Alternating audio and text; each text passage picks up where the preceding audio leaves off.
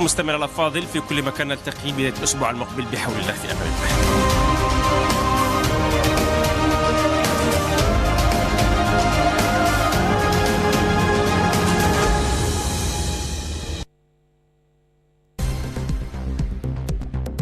With Radio Algeria International, you will not miss a single major political or economic event. Radio Algeria International, our voice in the world.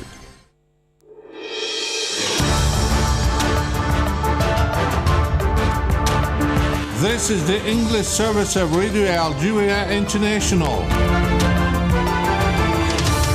It's time for the news. In today's top stories, the President of the Republic, Abdelmajid Tebboune, has received the special envoy of the Somali President, Tahir Mahmoud Jili, who handed him over a written message from the Somali President. The International Criminal Court has issued warrants of arrest for Benjamin Netanyahu and Yoav Gallant for war crimes in Gaza. At the Security Council, Algeria has said that the failure to adopt a draft resolution calling for an immediate, unconditional and permanent ceasefire in Gaza will have devastating consequences for the international order. And in Haiti, gang violence continues to escalate, displacing thousands of people from Port-au-Prince and putting a strain on the already limited aid resources. Hello and welcome to Radio Algeria International. I'm Jamal Slimani.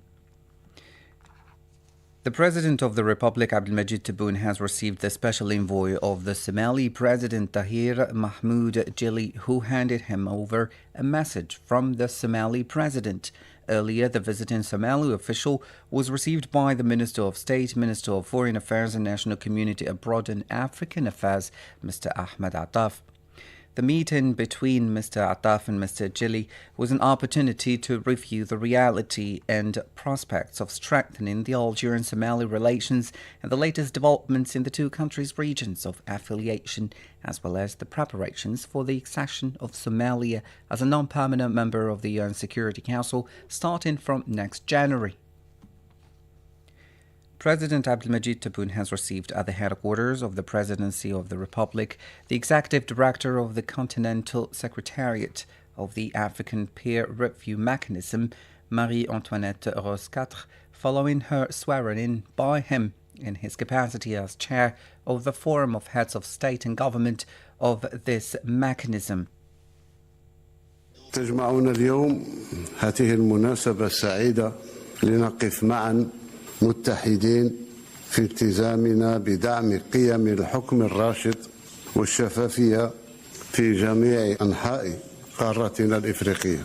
قيادتكم وتفانيكم نحن على ثقة من أن آليتنا ستستمر في الازدهار وإحداث تأثير إيجابي على حياة شعوب القارة. أتمنى أن تغتنم هذه الفرصة بشغف وعزيمة. President Abdelmajid Tebboune said that today, on this auspicious occasion, we come together to stand united in our commitment to uphold the values of good governance and transparency on our continental or African continent. He also added that with your leadership and commitment, we are confident that our mechanism will continue to thrive and have a positive impact on the lives of the people of the continent.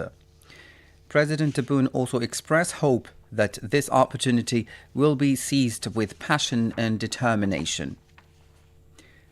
In a statement made after taking the oath of office before the President of the Republic, Marie-Antoinette Rose-Quatre, said that the trust placed in her to take up this post was a great responsibility that she is determined to shoulder with dedication in the service of the peoples of the continent.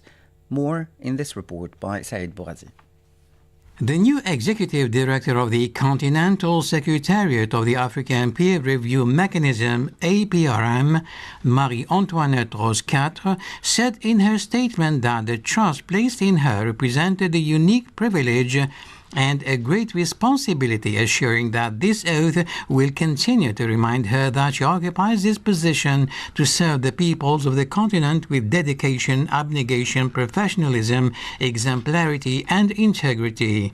She seized this opportunity to once again congratulate the President of the Republic, Abdelmajid Tebboune, for his re-election as President of the Republic, underlining that the support and great confidence he enjoys are a living testimony to the Africa that we pray for, an Africa where the fundamental right of the people to elect their leaders is sacred and essential. Your election, Mr. President, is in fact a living testimony to the faith and confidence placed by the Algerian people in a leader who has achieved his objectives, Mrs. Marie-Antoinette Rose Quatre told the President of the Republic.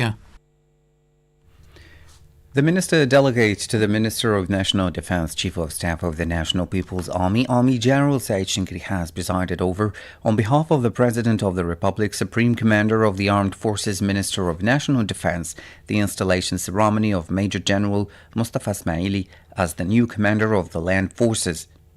The Army General proceeded to the inspection of the squares of the Land Forces Command executives and personnel lined up at the parade ground before announcing the official installation of the new Land Forces Commander, Major General Mustafa Ismaili, replacing Major General Ammar Athmania.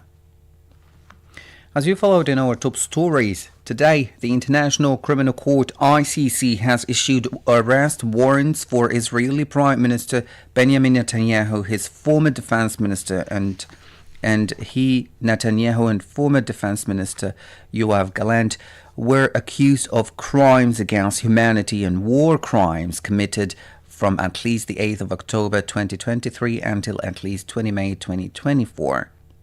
There are reasonable grounds to believe that Gallant and Netanyahu intentionally and knowingly deprived the civilian population in Gaza of objects indispensable to their survival, including food, water and medicine, and medical supplies, as well as fuel and electricity.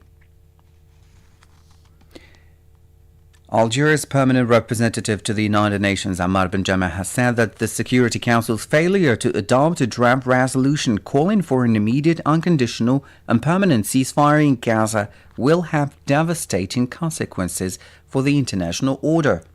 The details with Mohammed Khatel. Mr. Benjama assured that Algeria will continue its efforts in the Security Council to ensure that a resolution imposing a ceasefire in the Palestinian enclave is adopted. Today, we have missed an opportunity. This failure that will have devastating consequences for the international order. But rest assured, this will not be the last time the Security Council will be forced to address a resolution on Palestine. As we have said before, and as we have delivered, we will soon return to the Security Council to demand an immediate and unconditional and permanent ceasefire in Gaza. And this time, with even a firmer language under Chapter 7 of the UN Charter. And our effort will not cease until the Council make a decisive action.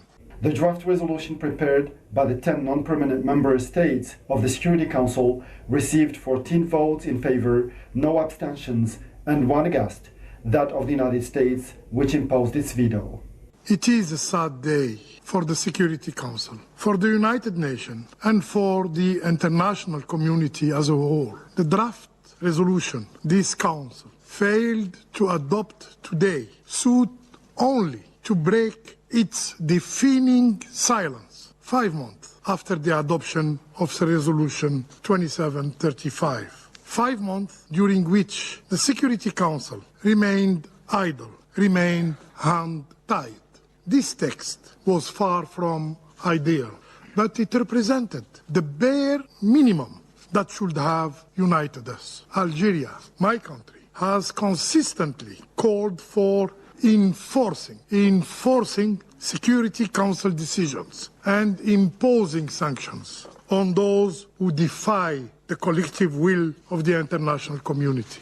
According to Ammar bin Jama, the blocking of this draft resolution is a kind of carte blanche for the Zionist occupier to continue its crimes in Gaza. He added that the message sent today to the Zionist occupying power is clear. Today's message is clear to the Israeli occupying power first. You may continue your genocide. You may continue your collective punishment of the Palestinian people with complete impunity in this chamber. You enjoy immunity. To the Palestinian people, another clear message. While the overwhelming majority of the world stands in solidarity with your plight, tragically, others remain indifferent to your suffering.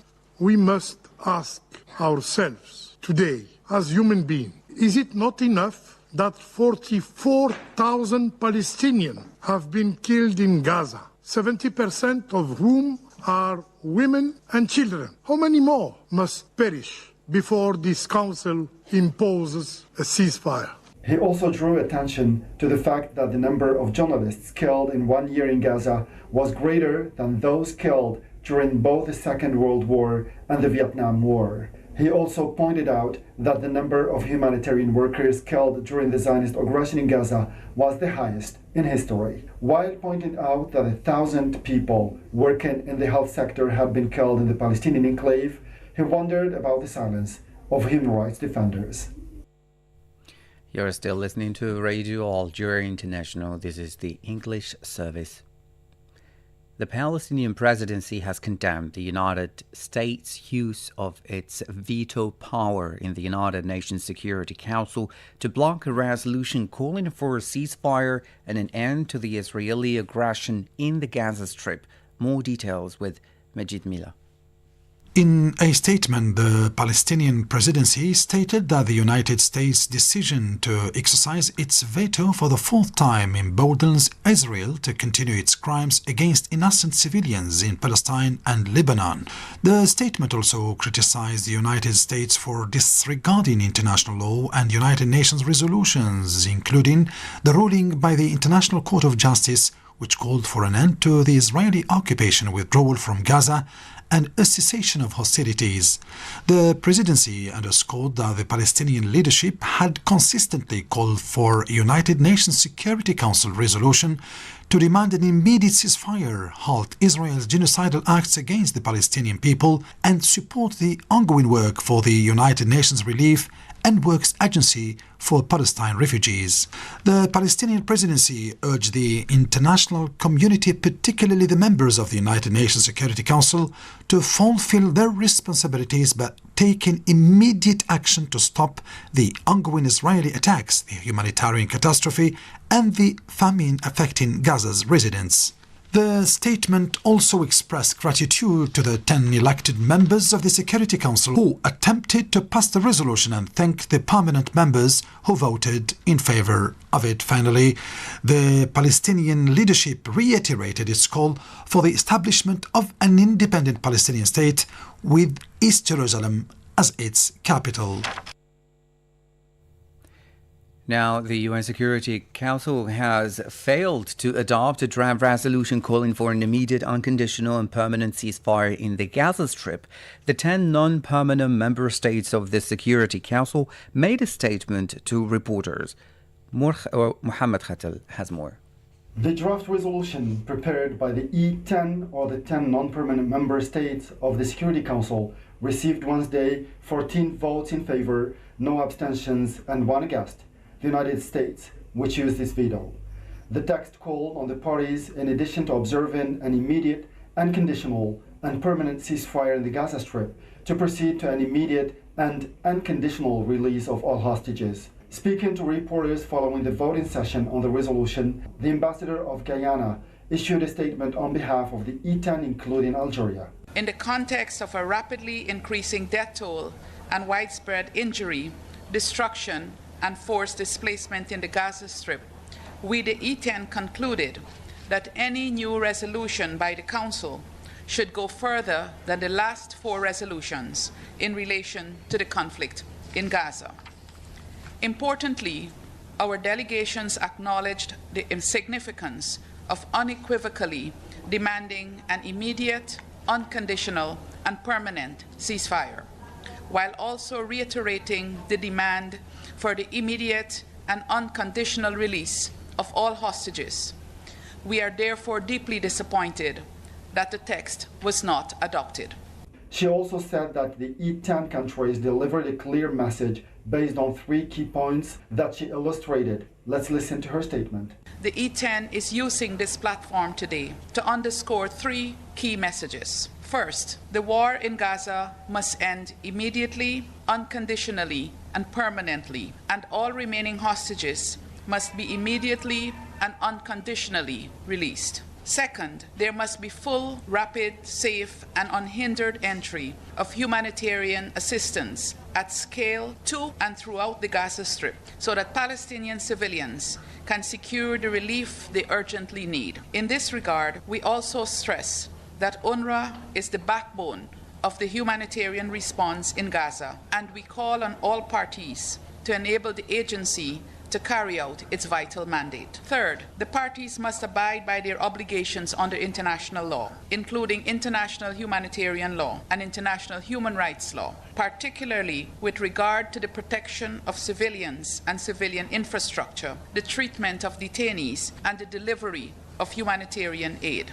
She also called for a significant increase in humanitarian aid in the Gaza Strip and the protection of civilians and their properties, in addition to the implementation of International Resolution 2735. Chinese President Xi Jinping has called for a ceasefire in the Gaza Strip and for a swift end to the war. He said he was concerned by the continued spread of the conflict in Gaza and called for the implementation of the two-state solution and tireless efforts for a comprehensive, just and lasting settlement of the Palestinian question. At least 66 Palestinians have been killed, most of them women and children, and dozens more have been wounded in a new massacre perpetrated by the Zionist occupation army in the north of the Gaza Strip. According to WAFA, the Zionist warplanes bombed an entire residential area near the Kamal Adwan hospital in Jabalia in the north of the Gaza Strip, killing 66 people and wounding more than 100. According to medical sources, in the presence of emergency rescue teams at the site of the massacre, medical staff at Kamal Adwan hospital extracted the martyrs from the rubble with their bare hands. The same sources said that serious cases were carried on the shoulders to the hospital for treatment, given the difficult and deteriorating health system as a result of the Zionist occupation and the siege imposed on the north of the Gaza Strip. The Commissioner General of the United Nations Relief and Works Agency for Palestine Refugees in the Near East, UNRWA, Felipe Lazzarini, has said that Gaza has become a graveyard for children. Majid Mila has more. In a statement marking Universal Children's Day celebrated annually on November 20th, Philippe Lazzarini stated that children had been killed, injured, forced to flee and deprived of safety, education and play. He went on to say that their childhood had been stolen and that they were on the verge of becoming a lost generation. For him, children in the West Bank are subjected to constant fear and anxiety. Since last October, more than 170 children have been killed, while many others have been deprived of their childhood by detention in Zionist facilities. On Wednesday, Palestinian groups called for international action to protect children in Gaza and the West Bank, highlighting the catastrophic humanitarian conditions they have been facing. In a statement, the Palestinian Ministry of Foreign Affairs underlined that children were the most vulnerable and the most affected by Zionist practices, enduring terrible conditions that violated their fundamental rights, including the right to live. The ministry warned that children living in Gaza have been facing a real threat, while hundreds of thousands are suffering from a severe shortage of food and drinking water. It also stressed that children in the West Bank are constantly subjected to the same criminal policies, such as arbitrary detention, and face illegal trials which blatantly violate their rights and international agreements. Now, in the Western Sahara file, determined to maintain the media blockade imposed on Western Sahara, the Moroccan occupation authorities continue to relentlessly punish the exercise of journalism in the occupied territories through persecution, harassment, ill treatment and arrest, as witnessed by the violent attack on journalist Mohamed Mayara and the refusal to renew the passport of Al-Sabi Yadha. Said Saeed Bougazi has more details. Harassed, persecuted, constantly spied on and denied freedom of movement, the head of the Sahrawi news agency Equipe Media was the victim of a violent attack on Tuesday, said the media outlet, which denounced a deliberate attack orchestrated by the authorities of the Moroccan regime. In this respect, Equipe Media warned of the increasing number of attacks on Sahrawi journalists and human rights activists. For this press agency, this act of violence is part of a strategy of systematic repression, urging the international community to investigate the human rights violations perpetrated in the occupied territories. The Union of Sahrawi Journalists and Writers strongly condemned this aggression, describing it as an attempt to silence free voices in the occupied territories of Western Sahara. It also denounced the complicit silence of the international community, which allows the Moroccan occupation authorities to continue to repress freedom of expression and human rights in the region with impunity. On the same day, the occupation authorities in the city of La'yun refused to renew the passport of the former Sahrawi political prisoner and journalist Al-Sabi Yahda, reports Al Gargarat Media. Denouncing an illegal measure that contravenes all the international conventions that the Moroccan occupier claims to respect, this media outlet claims that Sahrawi human rights organizations have alerted international organizations, notably Amnesty International, to this refusal, which it describes as a retaliatory measure. Gang violence in Haiti continues to escalate, displacing thousands of people from Port-au-Prince and putting a strain on the already limited aid resources. The United Nations resident and humanitarian coordinator Ulrika Richardson described the situation on the ground as critical. We have seen over the past few days really increased in terms of killings and lynching on part of the armed gangs. And you will also have seen the SG's expression of concern yesterday of the increasing violence, as we see gangs gaining actually territory within the capital. So this result has, of course, had an impact on the populations. We see just over the past few days, thousands of people who've had to again leave their homes and, of course, seek shelter. And this puts a lot of pressure on the already very, let's say, strained capacities in terms of providing protection, but also food, shelter, and, of course, water to displaced people. For his part, a UN top official told the Security Council that a robust international security support is required now. Haiti is at dire crossroads. Extreme levels of gang violence continue to erode state authority and pose an alarming threat to the people of Haiti and to international peace and security in the region, with no improvement in sight. We are deeply concerned about the slow progress on Haiti's roadmap for restoring democratic institutions. Time is of essence, and to ensure that general elections can be held in 2025, it is crucial to complete the appointment of all 9 members of Haiti's Provisional Electoral Council. Following the resulting closure of the international airport, armed gangs have further intensified their coordinated and well-orchestrated attacks. Having encircled the capital and all access roads, armed gangs have made territorial advances in strategic areas and, according to some estimates, now control 85% of the capital. A resolution passed by the Permanent Council of the Organization of American States on the 13th of November urged the Security Council to urgently support Haiti's request to transition the MSS mission into a UN peacekeeping operation. This is Radio Algeria International. Stay tuned.